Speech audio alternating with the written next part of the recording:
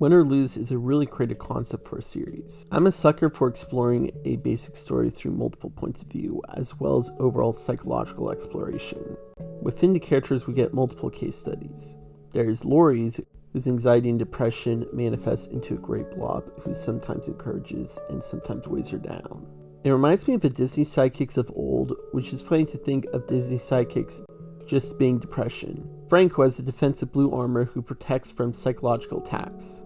Gotta say, he has more results from online dating than most men I know of. Rochelle, who imagines herself in uniform and taller when confident, while the world crumbles around if stuff is going wrong. Cheating is wrong, but the way it's presented, there isn't anything wrong helping people with homework, just a line till it's actually doing the people's homework. Vanessa imagines the social media cloud around her as an empowerment. Ira, who sees the world in a cartoony universe with an overactive imagination. Ewan, who has a mini version of himself which represents his very fragile insecurities. Moral of his story, don't date in middle school, especially to this serious of extent. Kai, who has visions of empowering levitation while having anxiety-induced sinking. The levitation feels very dreamlike. And Coach Dan, who has an immaculate setup for his ball game, while having intense fits of swelling for anxiety.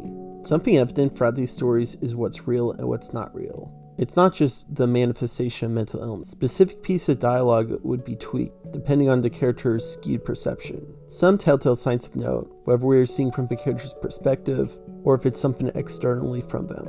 If it's from the character's perspective, it's likely tweaked. And if we solely see it outside of a perspective and no distortion, it's probably real. And we can also use logical inference for what makes more sense. What makes more sense for an insecure child to say, or an overconfident adult? Would Laurie be outwardly calling Ewan a doofus, or her awkwardly mentioning her mom's the Dairy Queen so they could go for slushies? Would it make more sense for Ewan to outwardly yell liking Taylor, or just laying it out casually? Would it make more sense for Laurie to jump in front of a ball, or for it to happen to hit her on the head? It's a fun game piecing things together of what's true, likely true, totally made up. It can make us reflect on how our own mental illnesses can manifest, what aspects of our perception is skewed, and overall makes the characters more memorable. For the final night of a game, literally has Frank making various incorrect calls due to impaired judgment, up until the final call which costs the Pickles their winning point.